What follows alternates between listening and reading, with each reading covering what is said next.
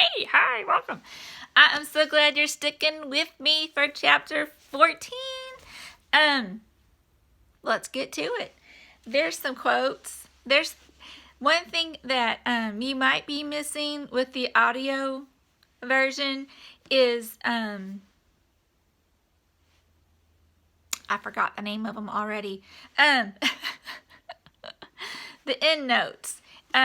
Like the side notes, the end notes or whatever. And so in chapter 14, the first sentence has one. It's called, this is the quote.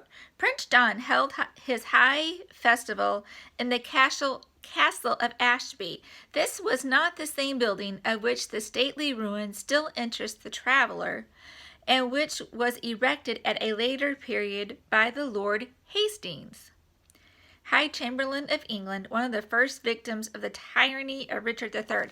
So Richard III killed Lord Hastings. It's not the same castle. That's all they want you to know. That's all Sir Walter Scott wanted you to know. Now, this is fiction, and he puts all that detail in there to make it seem like it's historical fiction and not just fiction. So that's interesting. It's a very good, it's an excellent use of literature, and it's an excellent use of,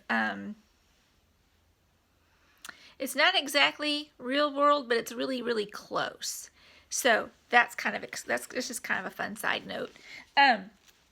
Another one, the golden opinions. You're going to hear her say something about the golden opinions. Let me find the quote. Okay.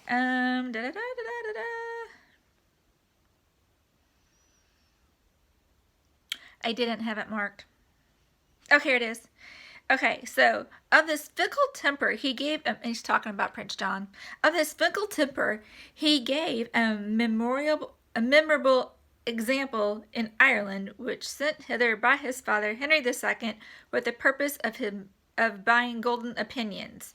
Okay, so Prince John was very fickle, and that's what they're talking about. You know, he will say one thing here, and then he says another thing over here, and it's kind of like, you know, the person who always, Prince John kind of is like the person that Proverbs warns against, who they say something, excuse me, and then when you question them about it, they're like, oh, I was just joking. He's kind of like that, Prince John is. So, buying golden opinions, he was sent to Ireland by his father to buy opinions, to buy respect from the higher ups of Ireland, and that's where he ends up pulling their beards, I believe. But anyway, that is golden opinions is a phrase out of Macbeth, written by Shakespeare. So I just thought you would like to know that. That's why I brought that one to light, is because the golden opinions is a nod, is a phrase from Shakespeare's Macbeth. And I know you all like Shakespeare, so I thought you'd like to know that. Then the benefactos is one of your Nana's brain today. Oh my word. Okay, the benefactos is one of your vocabulary words, not a spelling word, but a vocabulary word, and it is, because you're going to hear that. It's in a pie. The benefactos is in a pie, and it's Italian for fig peckers, which is a small bird fattened up to be eaten. Benefactos. Italian for fig peckers, which is a small bird fattened up to be eaten. So I thought you might find that a little funny, that you would want to know that beforehand, so you could go, oh, that's hysterical, when you hear about it. Okay. Let's see. I have another quote for you, a Prince John quote. Let me find it. Okay, so Prince John has got his knickers in a knot, and he's all anxious, and this is what he says. "It will be in vain," said Prince John, pacing the apartment with disordered steps and expressing himself in it with an agitation to which the wine he had drank partly contributed.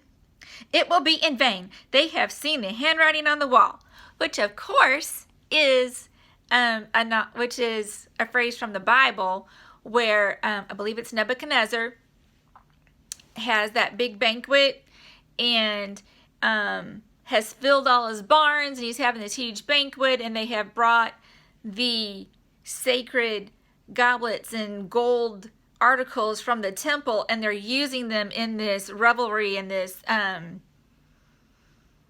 blasphemous celebration, and God writes on the wall. And I'm trying to remember if it's I think it is Nebuchadnezzar, because Daniel, I believe, comes and deciphers the writing on the wall. I'm pretty sure that's it. But if not, just know that it is the story from the Bible that Sir Walter Scott is having Prince John quote the Bible here. Yes, the handwriting on the wall. You're doomed. And they have marked the paw of the lion in the sand. They have heard his approaching roar. Shake the wood. Nothing will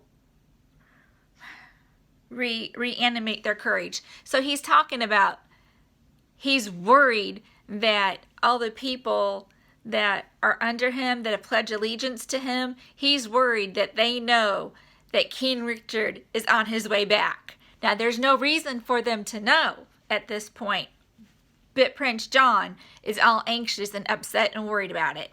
And so that's what all that is tied up into. His underlings, people that have pledged allegiance to him, have seen the handwriting on the wall, and they're jumping ship. That's pretty much what he's talking about right there.